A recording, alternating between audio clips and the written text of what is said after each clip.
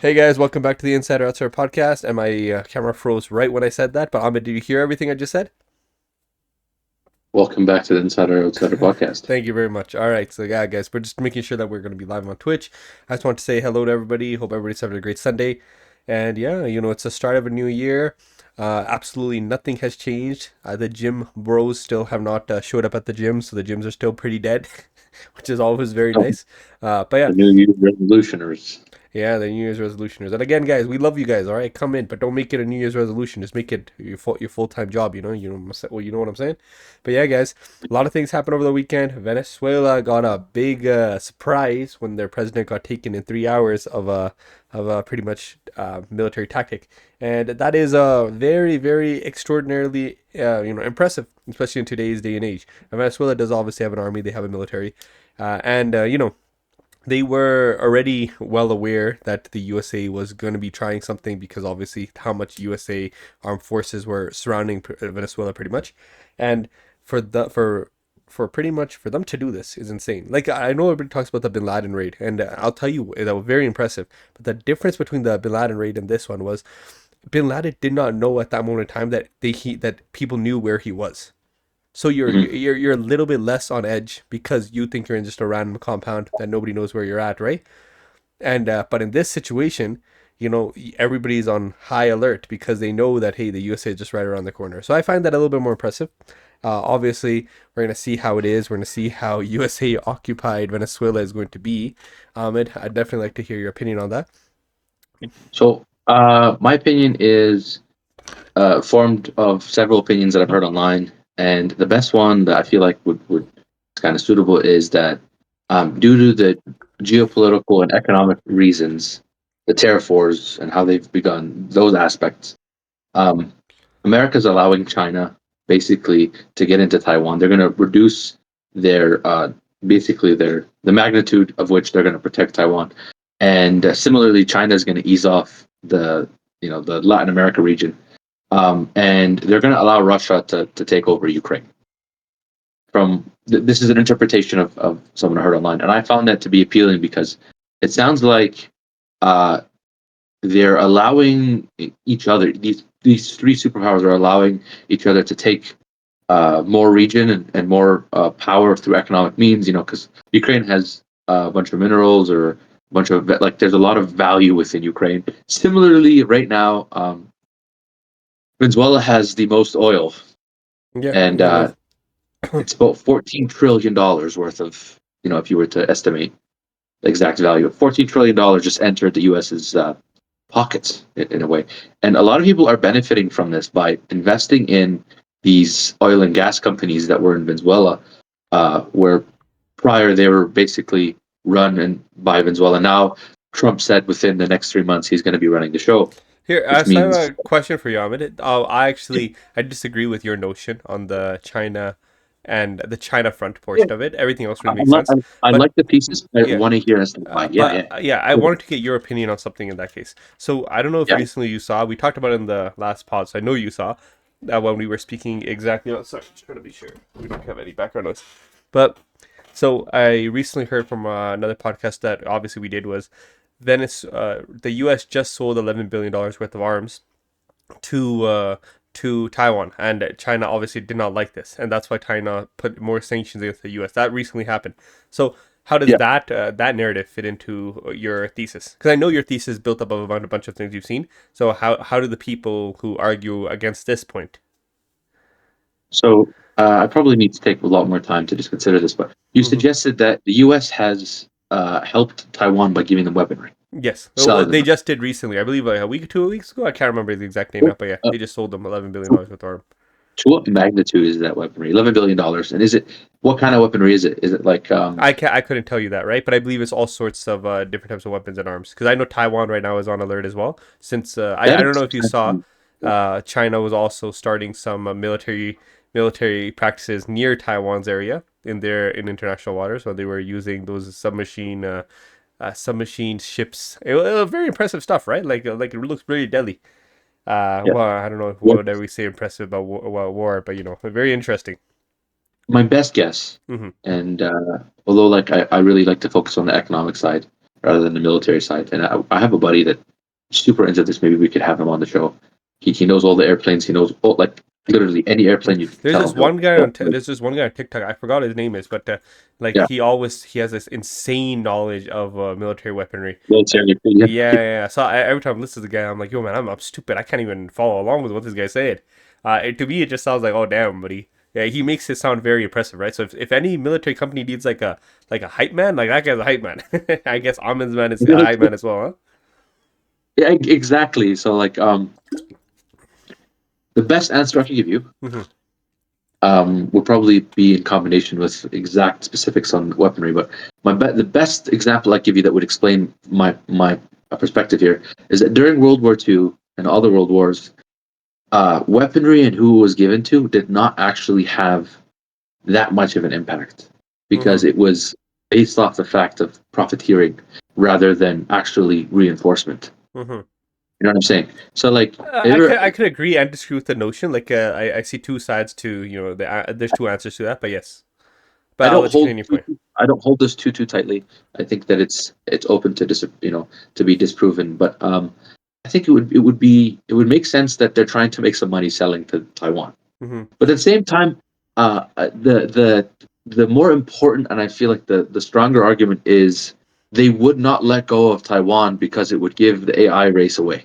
Yeah. So like that's where my portion is, right? Now obviously Yeah, USA like if for me to take your notion and then put it into facts that I would believe in, hard. Yeah, there'd be two things that I would need. The first thing I would need is the USA has said that they're going to be occupying Venezuela for the near future, for the next, I believe they said 3 months, while they dictate a better source of power into it. I believe that's going to be that girl uh who was elected. I'm not too familiar with Venezuela politics, so obviously I don't speak on them. yeah, So it could be her.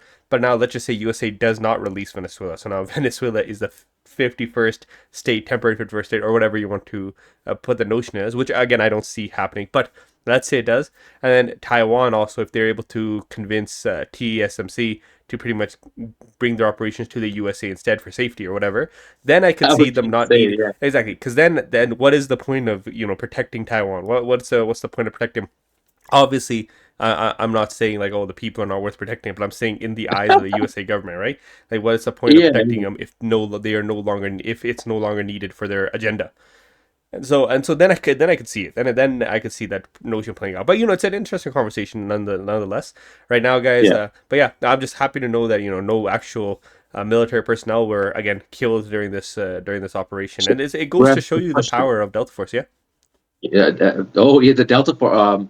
I think you need to finish what you said. I cut you off there. The Delta Force section. I'd really interested. Yeah. But like people, We'll like get we into always talk about Marines, and I guess Marines hold like the notion of the force of the U.S. right, but with Delta, which is the literal the terrorist task force, is a designation of the military. They are incredible as well, right? So you see an operation like this done in magnitude, and I don't know if you saw any of the videos, right?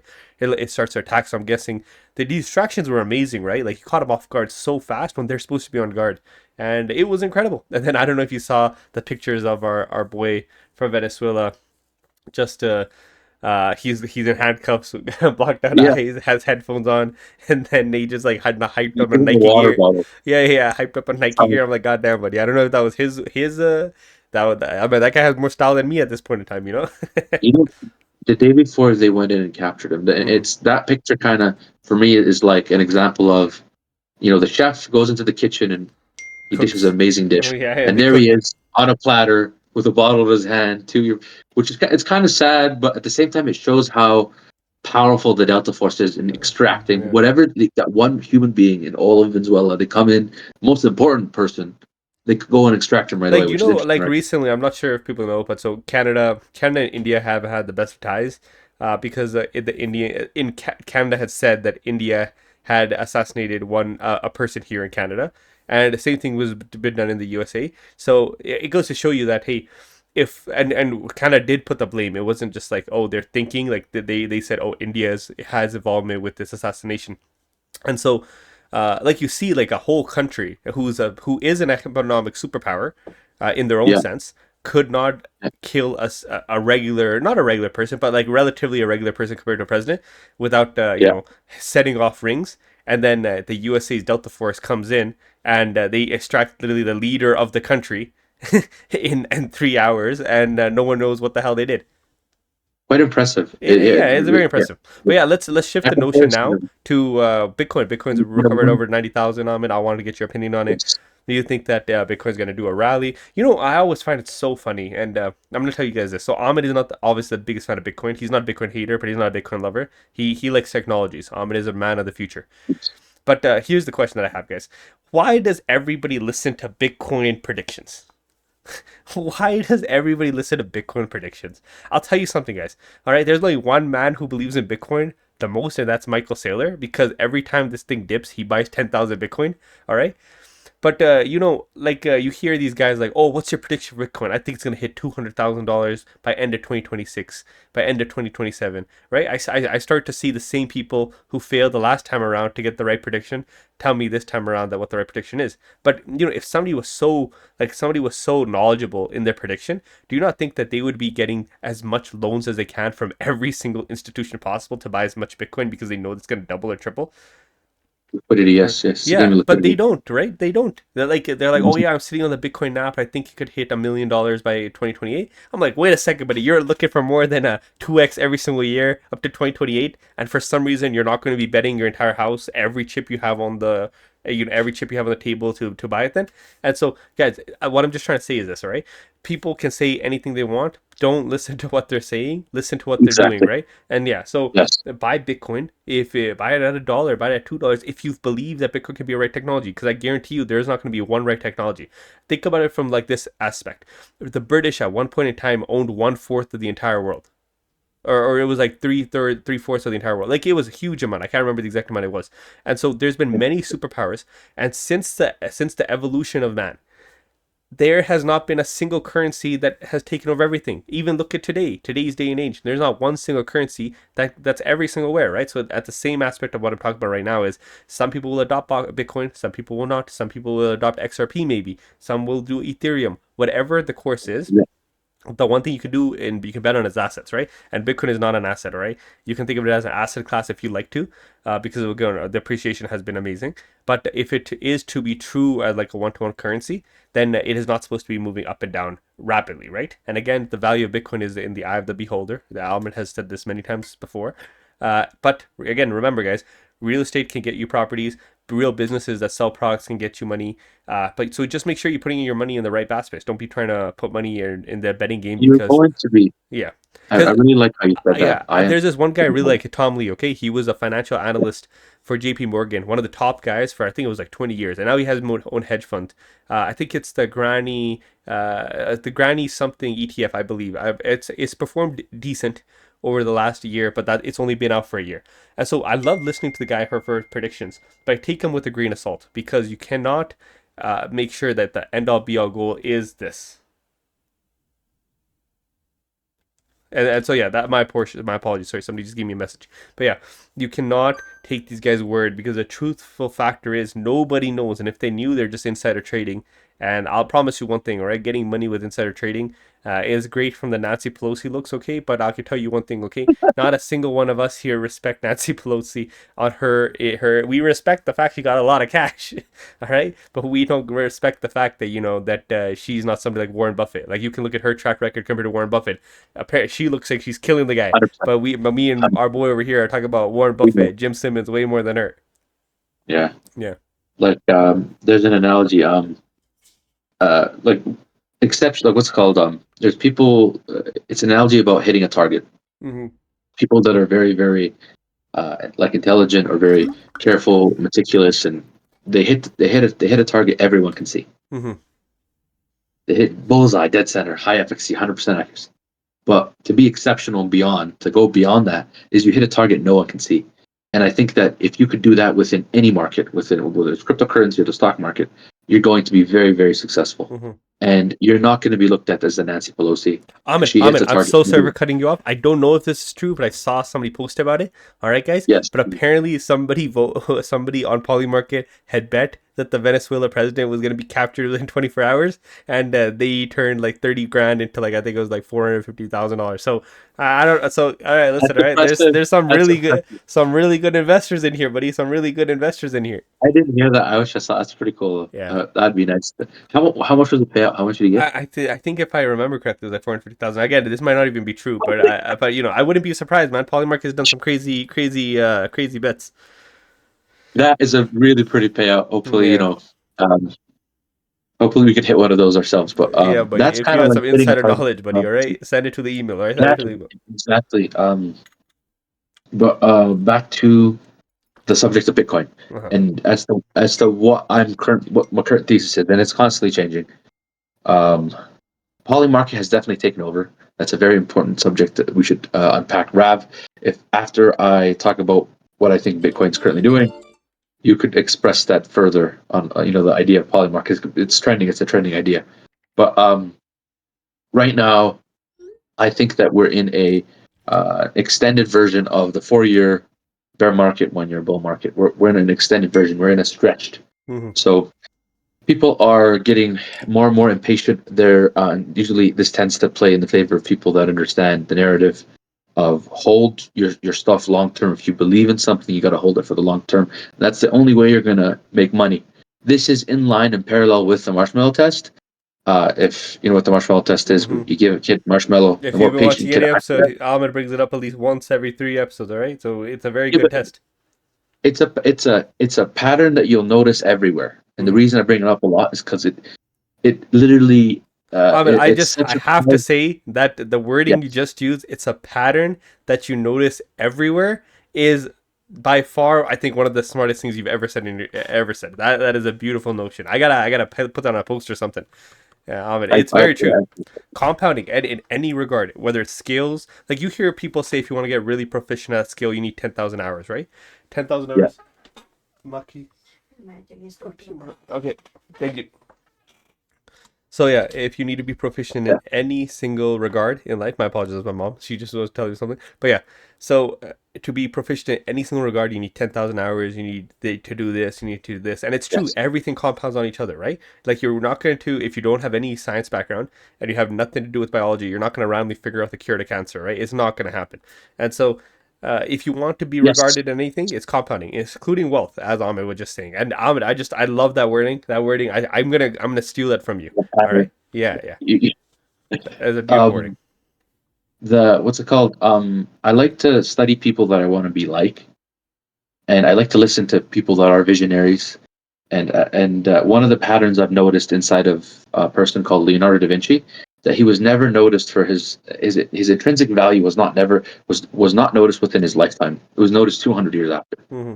And the one thing I really want to highlight is the ability to notice patterns not only in like one field, but map them out in other fields. So what did he do? He went and learned biology.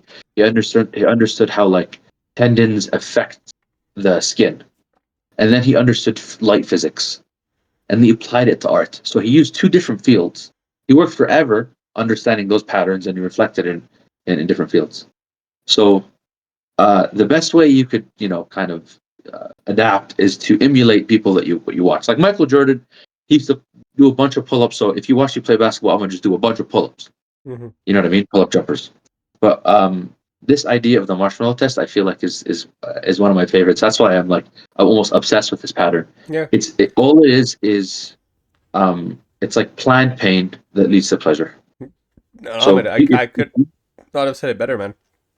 And so it's there's true. a thing, Yeah. yeah. It's Even in culture and everything, right? Like waiting for the bigger fish, waiting to just your time. You gotta present it. It's very good. And I even put this towards luck because luck is I've said this yes, in a past yeah. video before, but so Mhm. there are aspects of dumb luck, and dumb luck happens, right? Like you talk about that garbage man who got $4 billion worth of a lotto box or like the whatever happened in the U.S.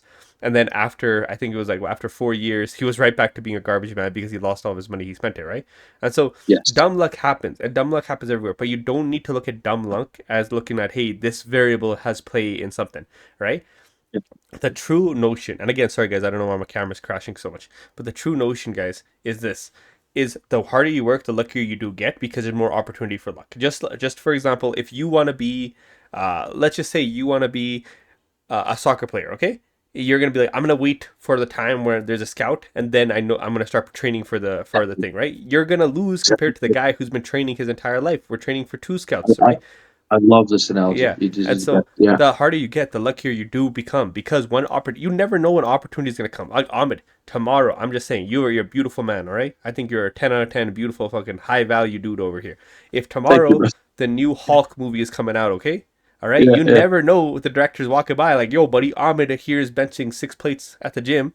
So let me go put this guy as Hulk. I'm just saying, you never know when that opportunity is gonna come, right? But if Ahmed I didn't like. look the way that he did, if Ahmed wasn't as strong as he was, it wasn't gonna happen. I resort to Rich Piana. Okay, Rich Piana, hero of mine.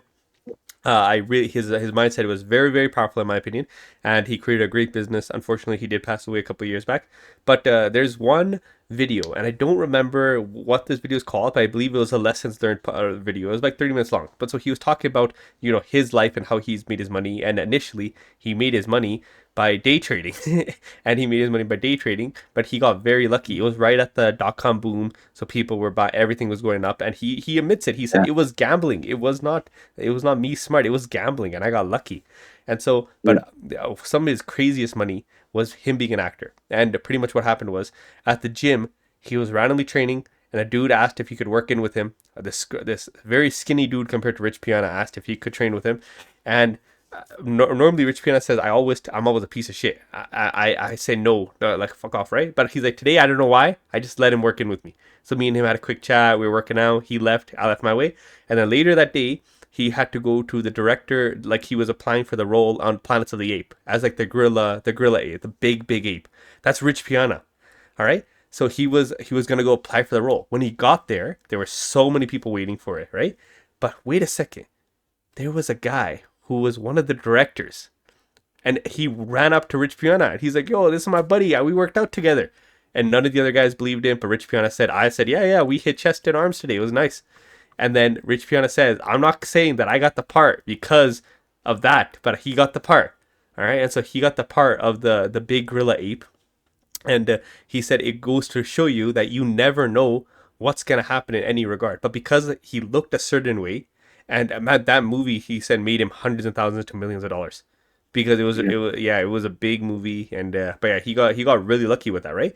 But the opportunity was there. You never know when the opportunity's gonna happen. But as long if you work towards it, and luck does play a role because opportunity comes, and luck meets opportunity, and you get crazy success. You get the success. And sorry for going along with the story, but I listen to that story every time, and I'm like, oh man, that is a fantastic story.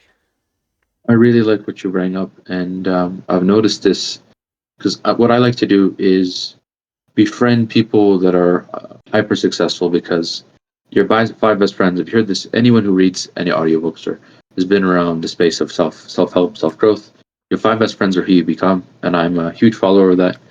And I've noticed what Rav just expressed, and he basically shows you that he's comprehended and understood on a deep level, not just a small one, is that luck is part of the process, but you have to work hard enough to get there. You always have to work hard in combination with luck, and you'll get that positive expression in Mm, reality. mm, But from what I've understood as well, and what I've just noticed, I've just connected the line in my head is, in basketball, the way that you practice is the way that you actually play. And so if you practice with, without the energy, not jumping as high, you're not really in that you're just playing for the sake of state of playing. pushing yourself. You're basically playing lazy. You're not committing fully to that. You're like half-assed. You know what I mean? If you train half-assed, you're going to show up half-assed when it comes to the real test. And that That was soccer beautiful. analogy, and I feel like you not. What I've noticed in my multiple friends, including Rab, is that he shows up every single day, and his foot's on the pedal, and it consistently. And one of the things I heard from my other buddies, He's a little older. He's 35. He's seen success. He was an investment banker, and he sold a software and retired. Got bored of being retired to open another company. But the most important thing that I could find from what he's expressed to me is that he said that imagine simulating like a tile on the floor. It's a tile, and it's not binded with anything. But accomplishing what you want, like the mission is to flip this tile. Mm-hmm. And so what he described is you want to put constant pressure of air pressure on this tile because it's laying flat.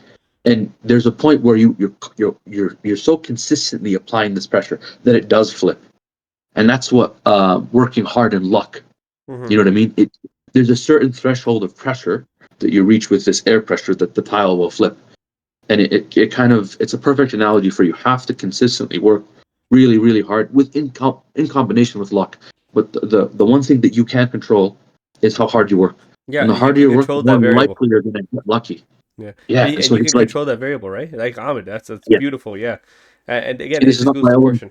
Yeah, It's not my own analogy. This is my yeah, buddy's. That yeah. guy that I just. No, no, but Well, yeah. it's again just doing that analogy is amazing, right? Like again, it just goes to show you, like we will spit it on as many times as we need to in order for you guys to see it shine. But the luck is one portion of the problem, but it's not the only portion of the problem. There's also the opportunity that you give to yourself, right? By training hard, by doing the things you need to know, and it's like Yeah. same thing for a job opportunity, right? You might get lucky and you know somebody at the company. But if you don't have the skills, if you don't have the abilities to actually, do the job, then you're probably not going to get it.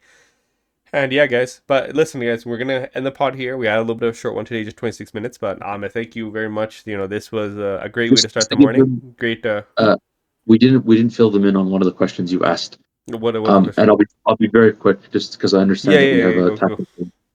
go. The reason Bitcoin is taking longer is because the American debt cycle is taking longer. So usually companies uh, need to pay off their debts, Mm-hmm. and what happens is a central bank starts to put liquidity in the system, and the bigger the debt, the more liquidity is pumped, and it's a cycle of no of quantitative easing, quantitative tightening. And quantitative easing is when they reduce interest rates and they start printing. And we're on the cusp of that. Mm-hmm. The reason Bitcoin has not really moved and the altcoins have not really moved is because according to Renaissance Technologies, what's his name? Jim Jim Simmons. Simmons basically said that much like a biome, money flows. So, for example, there's shrimp that eat algae, and the shrimp get eaten by fish get eaten by sharks, and so on. But these big companies and small companies within the ecosystem of the S&P 500, they have a natural flow chart. So Bitcoin usually pumps first, then Ethereum, then altcoins. Mm-hmm. And what I'm saying is similar to how Jim Renaissance Technologies. Technologies Yeah, has yeah. interpreted and got profit from the stock market. You can offer that same basis of a flow chart of like imagine you had companies that mine the stock is we mine minerals and off of Mars. You would have to wait for Elon Musk to get a rocket to get to Mars to get to the. Yeah, So yeah, yeah. You have to wait. there's a logical flow chart of where money's going to be at certain time X. Mm-hmm. What you do is you try and time the market and front run the people. So what you would do is you'd wait for Bitcoin to pump and then you'd go into Ethereum. Mm-hmm. And if you really want to front run, you will go into the microcaps that are highly likely and highly correlated to Ethereum. And what just what I would leave off with is look at Donald Trump's holdings. He has cryptocurrency holdings. His kids have holdings, and you can assess which microcaps you want to get into if Mm-hmm. you're interested in the crypto space. Mm-hmm. And I wish we had more time to express this, but thank you guys for We watching. will. I'm Please pretty subscribe sure to we're my gonna have channel. another pod tomorrow, guys. So thank you again very much. I really appreciate all the love that we're getting, and we're at four subscribers. I know it may not seem like a lot of four subscribers on Twitch, but we're getting subscribers, man. We are. We're getting at least one to Momentum. two a month, and it's a natural growth, man. We will compound on it. But guys, have a One great rest of percent your day. rule. The 1% rule, man. Have a great rest of your day, guys, and we will see you guys on the next pod. Bye bye.